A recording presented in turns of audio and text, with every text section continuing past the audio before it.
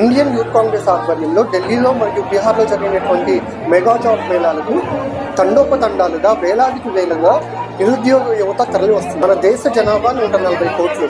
దాంట్లో working age population అంటే 15 సంవత్సరాల నుంచి 64 సంవత్సరాల వయసు కలిగిన వాళ్ళు 75% ఉన్నారు. కానీ మన దేశంలో లేబర్ పార్టిసిపేషన్ రేట్ చూస్తే మాత్రం కేవలం 51% ఉంది. దాంట్లో కూడా శాలరీడ్ వర్కర్స్ అంటే శాలరీ తీసుకునేటువంటి వర్కర్స్ కేవలం 23% ఉన్నారు.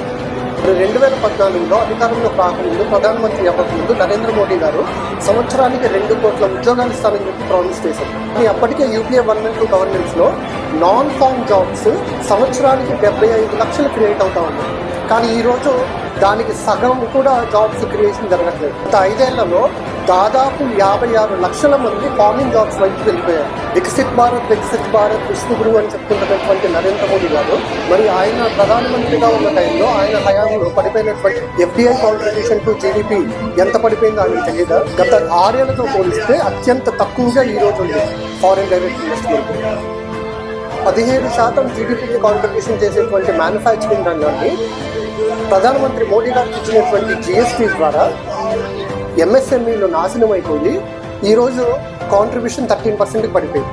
అత్యధిక ఉద్యోగాలు కల్పించేటువంటి మ్యానుఫ్యాక్చరింగ్ రంగాన్ని ఈ రకంగా తొక్కి పెడతా ఉంటే సంవత్సరానికి 12 లక్షల మంది జాబ్ మార్కెట్లోకి వస్తూ ఉన్నారు యువత. మరి వారికి ఉద్యోగాలు ఎక్కడి నుంచి వస్తాయి? ఈ రకంగా ప్రైవేట్ ఇన్వెస్ట్మెంట్ కానీ PTIsని కానీ తగ్గించుకుంటూ పోతుంటే యువతకి జాబ్స్ ఎక్కడి నుంచి క్రియేట్ అవుతాయి? నరేంద్ర మోడీ గారి వికసిత్ భారత్లో బాగుపడింది మాత్రం కొత్తగా బిలియనర్లు అయినటువంటి 271 మంది.